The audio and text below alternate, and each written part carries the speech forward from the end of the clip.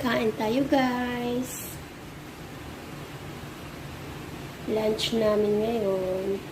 Dalawa lang kasi dito kami ng kasama ko. So, nag-adobo ako. Pinagyan ko ng potato. Ayan yung fruits namin.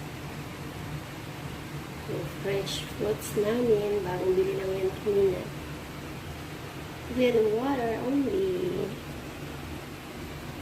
Ayoko muna mag-soft drinks. Parang nanganganib ang aking UTI.